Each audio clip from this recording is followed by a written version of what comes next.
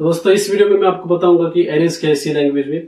अगर आप सी प्रोग्रामिंग कर रहे हैं तो एरेज बहुत इंपॉर्टेंट पार्ट रहता है सी लैंग्वेज में, क्योंकि एरेज में काफी सारा डेटा हम भर सकते हैं। जैसे कि कोई एक वेरिएबल है, सपोज इंट ए, और उसमें कुछ डेटा डाल दिया, तो इसका डिसएडवांटेज क्या बोल सकते हैं कि एक ही सिर्फ वैल्यू उसमें रख सकते हैं। सपोज इंट ए डिक्लेयर किया तो ए में सिर्फ एक वैल्यू सिर्फ रख सकते हैं। एरेज का यूज क्या है कि एरेज में बहुत सारी वैल्यूज आप भर सकते हैं। जैसे यहाँ पे एक सिंटैक्स है, int a of 10 is equal to या फिर ए ऑफ 2 1 2 लाइक दैट।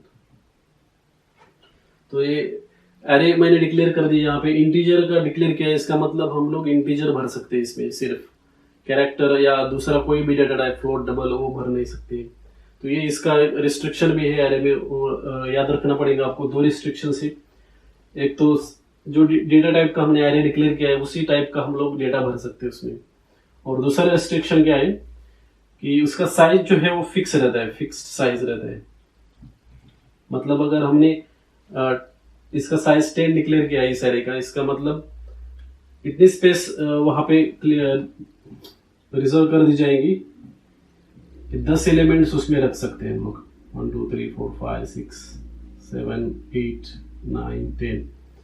तो ऐसे कंटिन्यूअसली एक ब्लॉक मिलेगा मेमोरी का, और यहाँ से इंडेक्सिंग ऐसे चालू होता है 0 1 2 3 4 5 6 7 8 9, और इसका साइज है 10। क्योंकि ये 0 से चालू हो रहा है तो लास्ट एलिमेंट 9th इंडेक्स पे रहेगा इसका। और फिर इसमें जो भी वैल्यूज है उसमें भर सकते हैं। जैसे हमने 1 और 2 भर दिया था, उसके बाद 4 5 6 7 77 88 कुछ भी डाल सकते हैं, लेकिन मेक श्योर करना पड़ेगा कि वो इंटीजर ही है। 1.2 ऐसा नहीं डाल सकते हैं। अगर डालने की कोशिश किया तो शायद सिर्फ वो 1 ही स्टोर कर देगा इम्प्लिसिट कन्वर्जन करके। तो इस तरह से एरेज रहते हैं। अब ये सिंगल डायमेंशनल एरे है। सिंगल डायमेंशनल एरे मतलब सिर्फ एक सीक्वेंस में हम लोग डेटा भर रहे हैं उसमें। अभी मल्टी डायमेंशनल एरे भी हो सकते हैं, उसमें रोज और कॉलम टाइप डेटा भर सकते हैं, अभी दिखा रहा हूं मैं। और जैसे एक इंटीजर एरे था, उसी तरह से हम character array, double array, float array भी लिख सकते हैं। कैरेक्टर एरे में आपको ध्यान रखना पड़ेगा कि लास्ट जो कैरेक्टर रहेगा उस कैरेक्टर एरे में, तो उसमें अपने आपको /0 उसमें एंटर करना पड़ेगा। नहीं तो जब हम लोग पॉइंटर से वो एरे एक्सेस करेंगे, उसको पता नहीं चलेगा कि वो कैरेक्टर एरे खत्म कब हो रहा है। क्योंकि जो भी स्ट्रिंग रहता है उसमें लास्ट कैरेक्टर /0 होना चाहिए, उसको नल कैरेक्टर बोलते हैं। तो उससे कंपाइलर को पता चल जाता है कि ये स्ट्रिंग किस पॉइंट पे खत्म हो रहा है। अभी तो ये देख लिया हमने कि सिंगल डायमेंशनल एरे। अभी 2 डायमेंशनल एरे देखते हैं। सपोज इंट बी 2 3, और फिर इसमें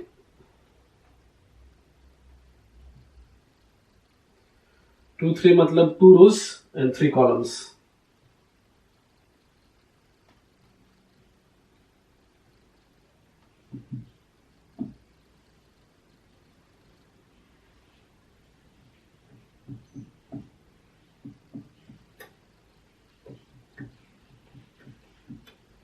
तो इस तरह से हम लोग डेटा भर सकते हैं। 2 रोज है और 3 कॉलम्स है, और इसका इंडेक्स है 0 1, इसका इंडेक्स है 0 1 2 ऐसे। तो अगर आपको सपोज ए नंबर एक्सेस करना है उस एरे में का, तो आप कैसे एक्सेस करेंगे? बी ऑफ, यहाँ पे ए सिंटैक्स है, कोमा से नहीं कर सकते, 2 ब्रैकेट्स डालने पड़ेंगे। तो जो भी नंबर एक्सेस करना है तो आपको उसका रो इंडेक्स देखना है 0, और इसका कॉलम इंडेक्स देखना है 0 1। तो इसको एक्सेस करने के लिए हमको 0 1 ऐसे डालना पड़ेगा। तो 0 and 1। तो इसका जो वैल्यू अगर c इज इक्वल टू किया तो c में जो वैल्यू आएगा वो 66 आएगा। अगर आपको ए नंबर एक्सेस करना है तो क्या होगा? इसका रो इंडेक्स क्या है? 1, कॉलम इंडेक्स क्या है? 2। तो 1 2, बी ऑफ 1 2, और इसका वैल्यू अगर सी में स्टोर किया तो सी में आ जाएगा 1, क्योंकि यहाँ पे 1 वैल्यू। तो इस तरह से हम लोग डेटा एक्सेस कर सकते हैं।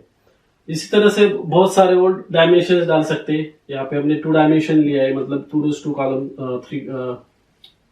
3 कॉलम्स, और इसमें और भी एक डायमेंशन डाल सकते हैं ऐसे।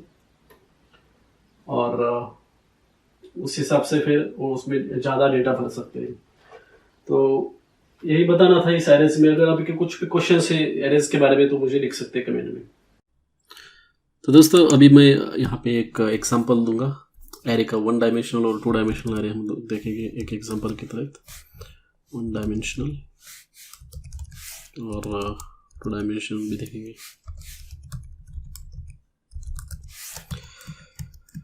तो शुरुआत करते हैं।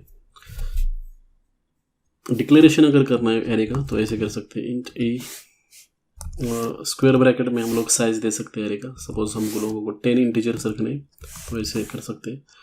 और उसके बाद वैल्यूज़ भी यहाँ पे हम लोग असाइन कर सकते हैं उस एरे के लिए। तो सपोज 22 एंड 33 10 एलिमेंट का एरे हमने यहाँ पे डिक्लेयर किया है और इनिशियलाइज भी किया है।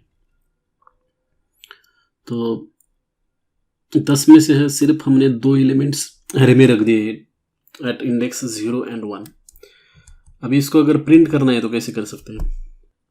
प्रिंट एफ कर सकते हैं हम लोग, %d और यहाँ पे a ऑफ 0 अगर प्रिंट किया तो क्या आंसर आना चाहिए? यहाँ पे /n this is for going to the new line. Now a of 0 यहाँ पे अगर हमने लिखा है तो इसका क्या मतलब है? मुझे 0th इंडेक्स पे जो भी एरे का वैल्यू है वो मेरे को चाहिए, वो प्रिंट करना चाहिए। तो 0th इंडेक्स पे a वैल्यू है 22, फर्स्ट इंडेक्स पे a वैल्यू है। तो अभी प्रिंट जो होने वाला है वो 22 प्रिंट होगा। यहाँ पे आप देख सकते हैं 22 प्रिंट हो गए हैं। अभी एरे में 10 एलिमेंट है तो अगर 10 के 10 प्रिंट करने हैं तो क्या करना पड़ेगा? एक फॉर लूप आप ले सकते हैं। मैंने पहले प्रीवियस वीडियोस में बताया कि फॉर लूप कैसे यूज़ करना है। तो हम लोग फॉर लूप यूज़ कर सकते हैं उसके लिए। Int j is equal to 0 से चालू होता है हमारा एरे, इसलिए हम लोग 0 लिखेंगे इनिशियलाइजेशन। j को इनिशियलाइज करेंगे 0 से क्योंकि इंडेक्स 0 से स्टार्ट हो रहा है। और j is less than equal to 9 क्योंकि लास्ट इंडेक्स जो रहेगा 9 रहेगा, इसलिए हमने 9 दिया है वहाँ पे। इस एरे का साइज 10 है तो इंडेक्स अगर 0 से स्टार्ट होता है 0 to 9 इंडेक्स रहेगा उस एरे के लिए। अगर कोई भी एलिमेंट एक्सेस करना है तो 0 to 9 के अंदर ही एक्सेस कर सकते हैं। और उसके बाद j का वैल्यू हम लोग बढ़ाएंगे और यहाँ पे प्रिंट करेंगे a ऑफ j। तो सारी की सारी वैल्यू जो है उस एरे में वो प्रिंट हो जाएंगे। देखते हैं अभी इसका क्या आउटपुट आता है। तो अभी देख सकते हैं आप यहाँ पे 22 और 33 जो है 0 और फर्स्ट इंडेक्स में, और बाकी के सारे वैल्यू से जो है वो 0 है क्योंकि हमने इनिशियलाइज करते समय कुछ वैल्यू नहीं दी तो ऑटोमेटिकली उसने 0 लिया है। तो अभी थोड़ा सा वेरिएशन करता हूँ इसमें। सपोज यूज़र से मेरे को एक्सेप्ट करना है कुछ वैल्यूज़, तो कैसे कर सकते हैं? स्कैनएफ करके हम लोग वैल्यूज़ यूज़र से ले सकते हैं। स्कैनएफ फंक्शन यूज़ होता है उसके लिए। और %d और address of a of j। तो यहाँ पे क्या होगा? 10 के 10 जो नंबर्स है वो यूज़र से मैं ले रहा हूँ और उसमें स्टोर कर रहा हूँ, यहाँ पे प्रिंट कर रहा हूँ 10 के 10 नंबर्स। तो इसको एग्जीक्यूट करके देखते हैं क्या होता है।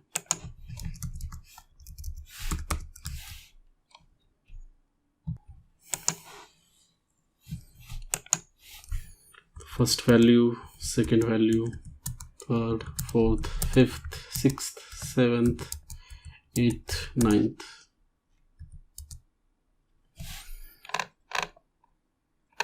यहाँ पे देख सकते हैं मैंने जो वैल्यूज एंटर की थी वो यहाँ पे प्रिंट कर दी। 11, 44, 22, 44, 55, 532। तो इस तरह से हम लोग यूज़र से इनपुट ले सकते हैं स्कैनएफ करके। और यहाँ पे एंड लिखा है क्योंकि हम लोग जब भी हम लोग स्कैन करते हैं कोई भी इनपुट तो हमको एंड ऑपरेटर यूज़ करना पड़ता है क्योंकि वहाँ पे एड्रेस हम लोगों को मेंशन करना पड़ता है जहाँ पे हम लोग उस डेटा स्टोर करने वाले। और उसके बाद प्रिंटिंग करने के लिए सिंपल फॉर लूप है, यहाँ पे प्रिंट हो रहा है। अभी 2 डायमेंशनल एरे के लिए क्या करना पड़ेगा?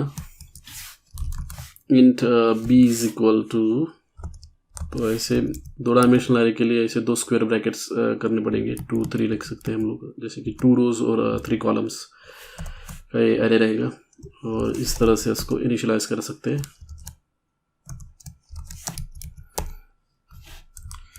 2 रोज और 2 कॉलम्स, तो इसमें 2 रोज और 3 कॉलम्स, तो इसमें हम लोग ऐसे डेटा भर सकते हैं इस तरह से। दिस इज फर्स्ट रो, इसमें 3 कॉलम्स है, और दिस इज सेकेंड रो, इसमें 3 कॉलम्स है। और अगर मैं को प्रिंट करना है ये सब, तो मैं कैसे प्रिंट कर सकता हूँ? प्रिंट करने के लिए आपको 2 for लूप लगेंगे, मतलब जितने डायमेंशन का रहे उतने लूप्स लगेंगे, नेस्टेड लूप्स। तो अगर 2 डायमेंशनल का एरे है तो मेरे को, तो ऐसे आप टैब मार सकते हैं। टैब करने के बाद ऑटोमेटिकली वो फॉर लूप का स्ट्रक्चर बना देगा। फॉर टाइप करने के बाद टैब प्रेस करना है आपको, तो इस तरह से वो स्ट्रक्चर बना देगा। और इंट यहाँ पे हम लोग कर सकते हैं suppose k is equal to 0, तो k इज लेस देन और इक्वल टू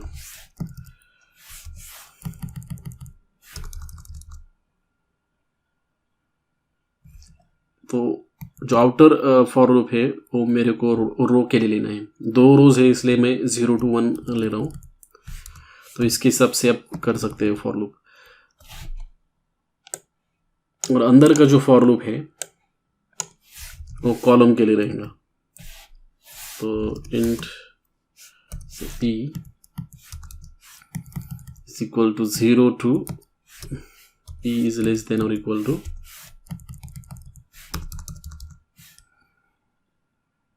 2, क्योंकि इसमें 3 कॉलम्स है इसलिए 0 1 2 यहाँ पे 2 आएगा। और यहाँ पे मैं लिख रहा हूँ p++। और यहाँ पे हम लोग फिर प्रिंट कर सकते हैं जो भी एलिमेंट है उस एरे में।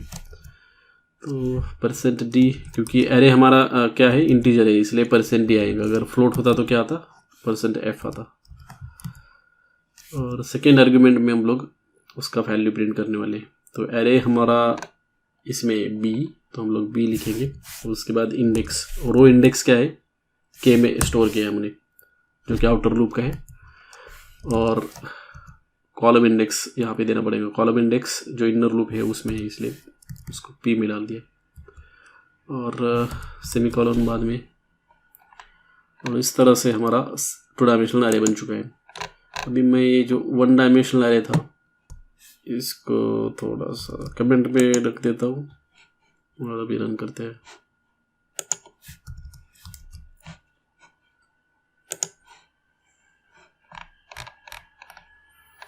तो यहाँ पे आप देख सकते हैं ये जो 2 डायमेंशनल एरे था वो प्रिंट हो चुका है, 1 2 3 और 33 44 एंड 55, जो कि ये वाला एरे था। तो इस तरह से आप प्रिंटिंग कर सकते हैं 2 डायमेंशनल एरे का। और 2 डायमेंशनल एरे के बाद 3 डायमेंशनल 4 डायमेंशनल ऐसे भी एरेज आप बना सकते हैं। सिर्फ स्क्वायर ब्रैकेट्स डालते जाना है आपको। 2 डायमेंशनल एरेज नॉर्मली जो मैट्रिक्स रहते हैं, मैथमेटिक्स कॉन्सेप्ट है मैट्रिक्स, तो उसमें एडिशन मल्टीप्लिकेशन सब्ट्रैक्शन ये सारे ऑपरेशंस हम लोग 2 डायमेंशनल एरे लेके कर सकते हैं। मैं बाद में आपको बता दूंगा। अगर आपके कुछ क्वेश्चन है इस एरेज के बारे में तो मुझे आप लिख सकते हैं कमेंट में। Thank you.